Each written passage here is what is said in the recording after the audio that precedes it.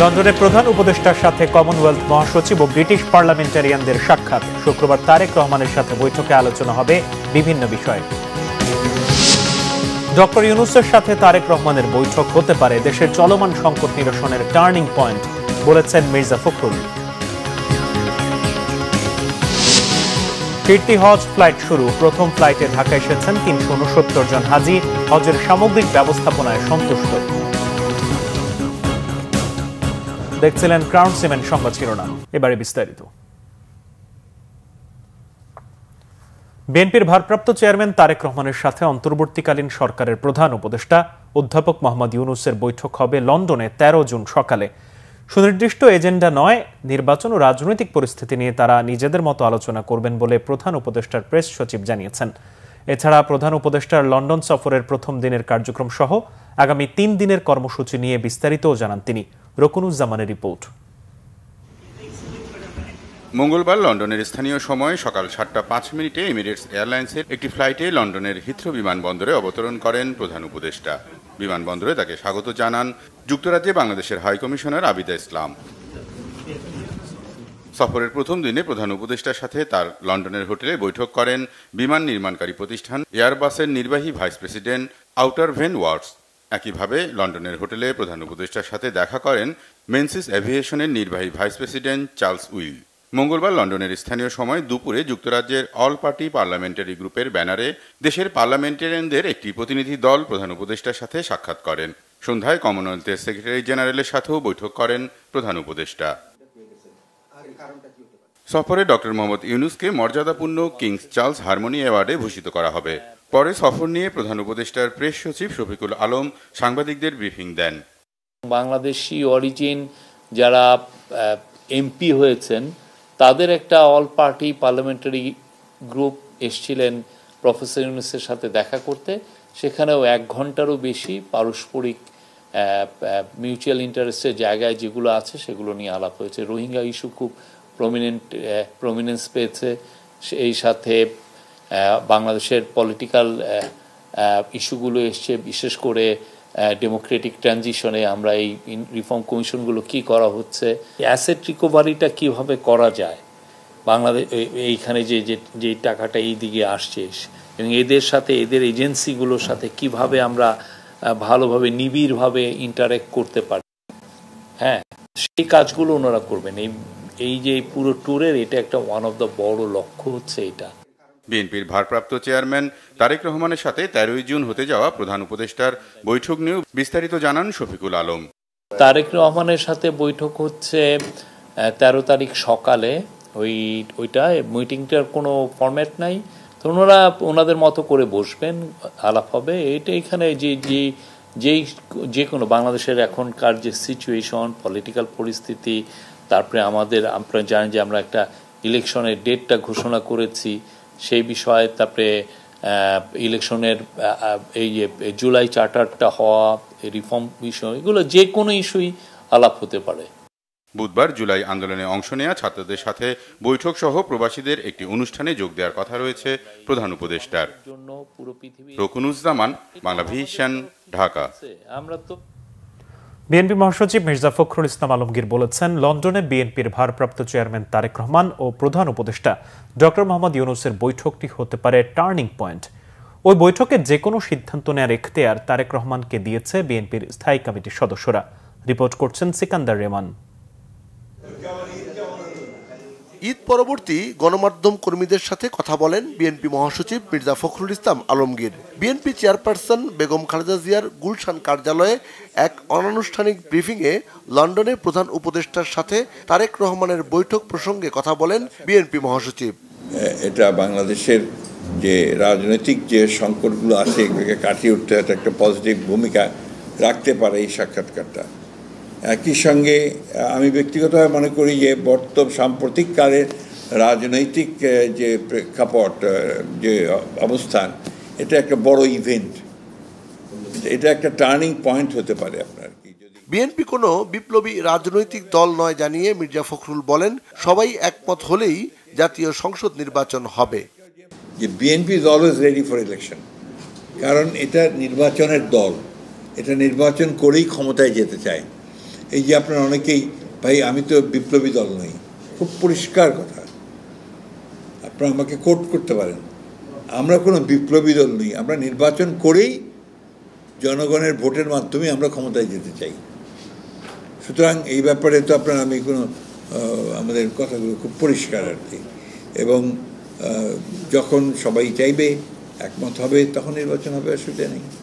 গণতন্ত্রে ভিন্ন মত থাকবে জানিয়ে বিএনপি মহাসচিব বলেন, আলোচনার মাধ্যমেই সব সমস্যার সমাধান সম্ভব। সুষ্ঠু, অবাধ, নিরপেক্ষ নির্বাচন একমাত্র জায়গা। সিকান্দার রেমান, বাংলাভিশন, ঢাকা। স্বরাষ্ট্র উপদেষ্টা জাহাঙ্গীর আলম চৌধুরী জানিয়েছেন, জুলাই গণহত্যায় মামলার আসামির সংখ্যা বেশি হওয়ায় তদন্ত কার্যক্রম শেষ করতে সময় লাগছে। মঙ্গলবার গাজীপুরে বিভিন্ন থানা পরিদর্শন শেষে সাংবাদিকদের প্রশ্নের জবাবে এ তথ্য জানান তিনি। সাবেক রাষ্ট্রপতি আব্দুল হামিদের দেশ ত্যাগে যে পুলিশ কর্মকর্তারা বরখাস্ত হয়েছিলেন তদন্ত করে বিষয়টি পুনর্বিবেচনার আশ্বাস দিয়েছেন স্বরাষ্ট্র উপদেষ্টা। জানান, মামলা বাণিজ্য ঠেকাতে এরই মধ্যে অনলাইন মামলা পদ্ধতি চালু করা হয়েছে, যার কার্যক্রম শুরু হয়েছে সিলেটে। পাশাপাশি পুলিশের কার্যক্রম সহজ করতে বিভিন্ন পদক্ষেপ নেওয়া হচ্ছে। মামলা করার জন্য আপনাদের থানায় আসতে হবে না, ওই অনলাইনে আপনারা থানায় এই না এসে এই মামলা করতে পারবেন। প্লাস আপনার ওই যে আগে আপনার পরে যে রিমান্ডে নিয়ে জিজ্ঞাসাবাদ করার জন্য আমরা কাছের মতো ঘর করে দিব, যেমন অন্যের রোজ দেখতে পারবে যে তার সাথে কিরকম কোনো খারাপ আচরণ করা হচ্ছে কিনা। আপনারা মামলা দিচ্ছেন, 10 জন 15 জনের নাম দিচ্ছেন, 200-250 বেনামি লোক দিচ্ছেন, এই জন্য কিন্তু ইনভেস্টিগেশনও দেরি হয়ে যাচ্ছে। ঈদের পর চতুর্থ দিনেও কমলাপুর রেলওয়ে স্টেশনে ছিল যাত্রীদের ভিড়। তবে ঢাকায় ফেরার চেয়ে ঢাকা ছাড়ার যাত্রীর সংখ্যা ছিল চোখে পড়ার মতো। মঙ্গলবার সকাল থেকেই কমলাপুর রেল স্টেশনে জীবিকার তাগিদে রাজধানীতে ফিরতে দেখা যায় কর্মজীবী মানুষকে। তবে এই সংখ্যা বেশি নয়। লম্বা ছুটি থাকায় অনেকেই ঈদ করে এখন বাড়ি যাচ্ছেন কিংবা বেড়াতে যাচ্ছেন ঢাকার বাইরে। আবার কেউ কেউ একটু স্বস্তিকর যাত্রার জন্য একটু আগেই ট্রেনে করে ফিরছেন। কমলাপুরে তাই দু ধরনের যাত্রীদেরই ভিড় দেখা গেছে। এদিকে আবারও করোনা ভাইরাসের সংক্রমণ ছড়াতে শুরু করায় ঈদের পরে ট্রেন যাত্রায় মাস্ক পরার অনুরোধ জানানো হলেও খুব কম সংখ্যক মানুষই এখনও এই বিষয়ে সচেতন। স্বাস্থ্যবিধি তোয়াক্কা করছেন না বেশিরভাগ যাত্রী, মাস্ক পরেননি বেশিরভাগই। ঈদে এখানে কুরবানি দিছি, কারণ ওখান থেকে তো মাংস আনা নেওয়া অনেক কষ্ট হয়, তার জন্য এখানে কুরবানি দিয়ে তারপরে বাড়িতে যাচ্ছি। আর নানু বাড়ির থেকে ঈদ করে আসছি। এখন কোথায় যাচ্ছি? নানু বাড়িতে। বৃহস্পতিবার থেকে তো জব খুলে ফেলবে, ওই সময় যাওয়া হবে না, এই সুযোগে মানে যাওয়া একদিনের জন্য। শ্বশুর বাড়ি থেকে সকালে আসলাম, এখন বাবার বাড়ি যাচ্ছি। দাদা দেশে যাব। করোনা বাড়ছে, এই জন্য মনে করছি যে আমাদের সবারই মাস্ক পরা উচিত। এই জন্য এই জার্নি টাইমেও চেষ্টা করতেছি মাস্কটা ইউজ করার জন্য। আবারও মানুষকে উদ্বেগ আর শঙ্কায় ফেলছে করোনার নতুন ভ্যারিয়েন্ট JN1। বিশেষজ্ঞরা জানিয়েছেন, করোনার এই নতুন ধরনটি অতীতের চেয়ে আরও ভয়ঙ্কর। করোনা প্রতিরোধে আগের নেয়া টিকা JN1 প্রতিরোধে সক্ষম নয় বলেও জানান তারা। স্বাস্থ্য মন্ত্রণালয়ের পূর্ব প্রস্তুতির পাশাপাশি নিয়মিত মাস্ক ব্যবহার ও স্বাস্থ্যবিধি মেনে না চললে এই নতুন ভ্যারিয়েন্ট হয়ে উঠতে পারে আরও ভয়াবহ। মহিবুল্লাহ মহিবের রিপোর্টে বিস্তারিত। 5 বছর আগে বিশ্বজুড়ে ভয়াবহ রূপ নেওয়া করোনা ভাইরাস ফের নতুন রূপে ফিরে আসছে। দক্ষিণ এশিয়ার বিভিন্ন দেশে করোনা সংক্রমণ বাড়তে থাকায় বাংলাদেশেও নেওয়া হয়েছে বাড়তি সতর্কতা। সবাইকে স্বাস্থ্যবিধি মেনে চলার পরামর্শ দিয়েছে সরকার। তবে আগের যে কোনো সময়ের তুলনায় মানুষ এখন বেশি সচেতন। রাজধানী ঘুরে দেখা গেছে সাধারণ মানুষের মধ্যে মাস্ক পরার প্রবণতা নতুন করে বাড়ছে। নতুন করে আবার করোনা ভাইরাস নাকি আসতেছি শুনলাম, হয়তো এতটা হবে না, তারপর আমরা সচেতন হওয়ার জন্য পড়া শুরু করতেছি আর কি। আমরা সচেতন হওয়ার জন্য পড়তেছি মাস্ক, তাতে করে আমাদের মানে ছড়াছড়ি না হয় জীবাণুটা। আমাদেরকে আগের মতো সচেতন হতে হবে, জনসমাগম এড়িয়ে চলতে হবে, সবাইকে মাস্ক পরতে হবে। আর সিমটমগুলো যখনই দেখা দেয় তখনই আমাদের ডাক্তারের পরামর্শ নিতে হবে। হ্যাঁ, অবশ্যই আমরা তো আতঙ্কেই আছি, তাই না? কারণ আমরা 19 সালে দেখছি যে কিভাবে আমরা সবাই ঘরবন্দি হয়ে গেছিলাম। আমরা যদি আবার আগের মতো সচেতন হই, ইনশাল্লাহ কোনো সমস্যা থাকবে না। করোনা সংক্রমণ না হলে সব জায়গায় আমাদের মাস্ক পরে থাকা উচিত, সতর্কতা অবলম্বন করা উচিত। বিশেষজ্ঞরা বলছেন, নতুন ভেরিয়েন্ট মোকাবেলায় সরকারের উচিত দ্রুত সময়ের মধ্যে কোভিড হাসপাতালগুলোকে প্রস্তুত করা। করোনার নতুন টিকা সংগ্রহের পাশাপাশি এই রোগ শনাক্তের কিটগুলো নতুন করে তৈরির পরামর্শ দেন তারা। দুটো জিনিস বৈশিষ্ট্য দেখা যাচ্ছে, একটা হলো যে ছড়াচ্ছে বেশি, আর 2 নম্বর হলো যে আগের যে টিকাগুলো আছে সেই প্রতিরোধ ক্ষমতাকে পাশ কাটাতে পারে। তো এই দুইটা বৈশিষ্ট্যের কারণে এইটা একটু বাড়তে পারে বলে আমাদের একটা আশঙ্কা হচ্ছে। যে ভ্যাকসিন দিয়ে এটা প্রতিরোধ করার জন্য আমরা শুধু না, আমাদের মতো অনেক দেশই পারবে না। সেক্ষেত্রে আমাদের নন ফার্মাসিউটিক্যাল যেগুলো প্রিভেনশন আছে এগুলোতে মনোযোগ দিতে হবে। এর মধ্যে একটা হলো সার্ভিলেন্স করতে হবে। সার্ভিলেন্স করে আমাদের বুঝতে হবে এটার পরিস্থিতিটা কী। মাস্ক পরা, বাইরে থেকে এসে সাবান দিয়ে হাত ধোয়া, যারা ঝুঁকিপূর্ণ মানুষ তারা অধিক জনসমাগম হয় এরকম জায়গায় না যাওয়া। জনস্বাস্থ্য বিশেষজ্ঞ অধ্যাপক ডাক্তার বেনজির আহমেদ জানান, নতুন এই ধরনটি সংক্রামিত করার ক্ষমতা অনেক বেশি হলেও রোগের তীব্রতা কম। তবে অসাবধানতায় এটি যে কোনো সময় শক্তিশালী হয়ে উঠতে পারে। এই সরকারকে প্রস্তুতি নিতে হবে যে যেমন ধরনের জন্য রিএজেন্ট লাগবে যদি রোগ শনাক্ত করতে চাই আমরা, পিসিআর মেশিনগুলো ঠিক আছে কিনা সেগুলো দেখতে হবে। আমাদের এটা যদি জেনোম সিকোয়েন্সিং করতে হয় তার প্রস্তুতি লাগবে। আবার ধরেন যদি রুগীদের চিকিৎসা করতে হয় তার জন্য যে ভেন্টিলেটর বা অক্সিজেনের ব্যবস্থা সেগুলোর মধ্যে পরীক্ষা করে ফেলতে হবে যে ঠিক আছে কিনা, এবং প্রয়োজনে কোনোটা সার্ভিসিং করা এগুলো করে ফেলতে হবে। তো এখন সরকারের অনেক উদ্যোগ দরকার। স্বাস্থ্য মন্ত্রণালয়, অধিদপ্তর তারা উদ্যোগ নিয়ে এই প্রস্তুতিগুলো নিলে আমরা পরিস্থিতি যাই হোক আমরা সেটা মোকাবেলা করতে পারবো। আর যদি আমরা প্রস্তুতি না নেই তাহলে সামান্য পরিস্থিতিতেও আমরা খাবো। সম্প্রতি দেশে আবারও নতুন করে বাড়তে শুরু হয়েছে করোনার সংক্রমণ। ভাইরাসটির নতুন এই ধরন শনাক্ত হওয়ায় এবং আক্রান্তের সংখ্যা বাড়ায় জনমনে দেখা দিয়েছে উদ্বেগ। মুহিবুল্লাহ মুহিব, বাংলা ভিশন, ঢাকা। পবিত্র হজ ব্রত পালন শেষে দেশে ফিরতে শুরু করেছেন হাজিরা। মঙ্গলবার প্রথম দিনের নির্ধারিত 7টি ফ্লাইটে 2500-এর বেশি যাত্রী দেশে ফেরেন। প্রথম ফ্লাইটে ঢাকা এসেছেন 369 জন হাজি। দেশে ফেরা যাত্রীরা সন্তোষ জানালেন হজের সামগ্রিক ব্যবস্থাপনায়। দেশ ও দেশের মানুষের এবং মুসলিম উম্মাহর সমৃদ্ধি কামনায় মহান আল্লাহর কাছে দোয়া করেছেন বলে জানালেন তারা। আহমেদ সারওয়ারের রিপোর্ট। পবিত্র হজ পালিত হয়েছে গত বৃহস্পতিবার। হজের যাবতীয় কার্যক্রম শেষে দেশে ফিরতে শুরু করেছেন হাজিরা। সুষ্ঠুভাবে হজ শেষ করে মঙ্গলবার সকাল 10:54 সৌদি এয়ারলাইন্সের একটি ফ্লাইটে 369 জন হজযাত্রী হযরত শাহজালাল আন্তর্জাতিক বিমানবন্দরে পৌঁছান। বেসামরিক বিমান চলাচল কর্তৃপক্ষের chairman air vice marshal Mohammad Manzur Kabir Bhuiyan boarding ব্রিজে উপস্থিত থেকে হজযাত্রীদের দেশে স্বাগত জানান। পুরো জুন ও জুলাই মাস জুড়ে বাংলাদেশ বিমান, সৌদি এয়ারলাইন্স এবং ফ্লাইনাইসের নির্ধারিত ফ্লাইটে হাজিরা দেশে ফিরবেন। হাজিদের নিয়ে শেষ ফ্লাইট দেশে ফিরবে 11 জুলাই। প্রথম দিনে ফেরা হাজিরা জানালেন তাদের সন্তুষ্টির কথা।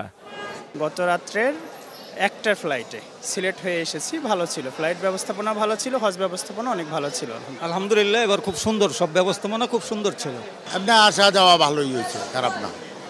কিন্তু কষ্ট হয়েছে একটু, আমি অসুস্থ মানুষ, কিডনিতে হাত পারেন, আমার ওই জামরায় গিয়া পাথর মারতে গিয়ে আমার হিট স্ট্রোক হয়েছিল।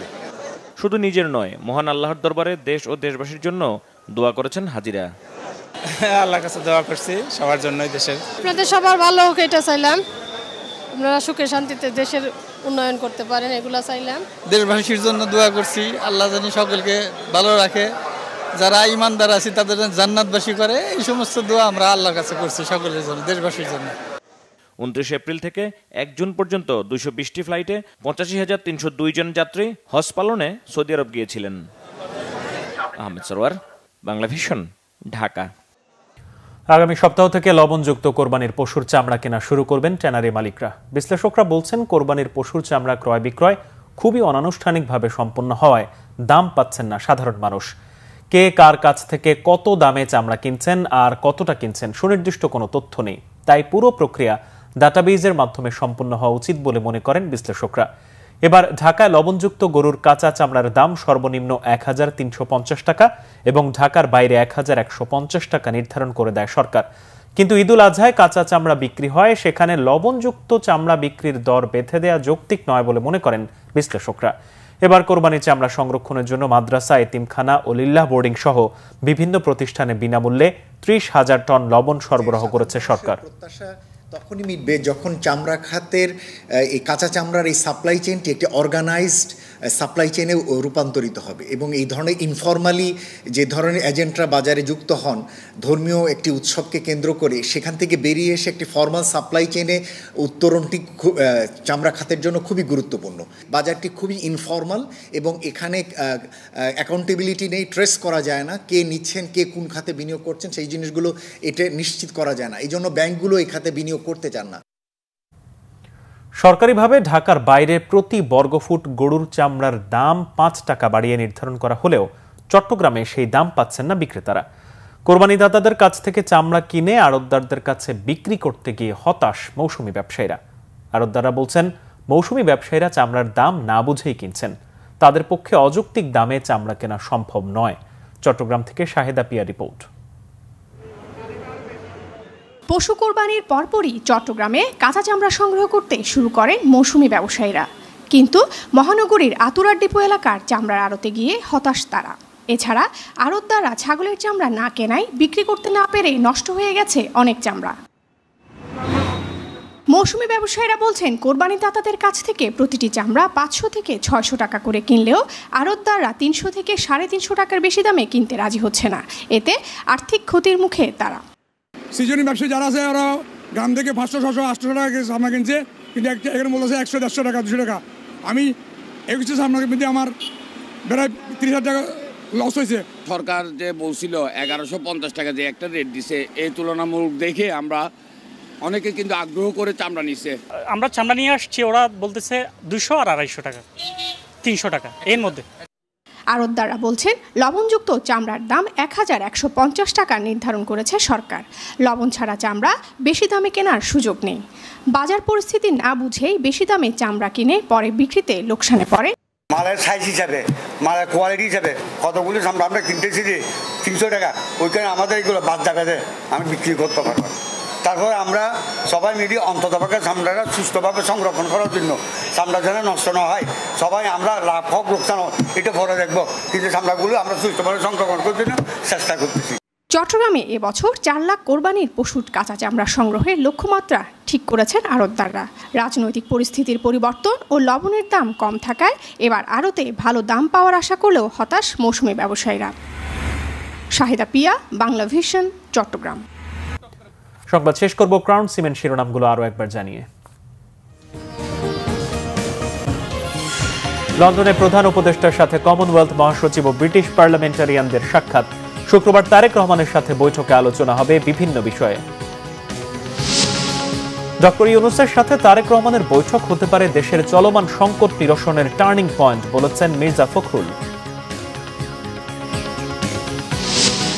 ফিরতি হজ ফ্লাইট শুরু। প্রথম ফ্লাইটে ঢাকা এসেছেন 369 জন হাজি। হজের সামগ্রিক ব্যবস্থাপনায় সন্তুষ্ট। এই ছিল এখনকার মতো। পরের সংবাদ সকাল 7:30টায় দেখার আমন্ত্রণ রইল।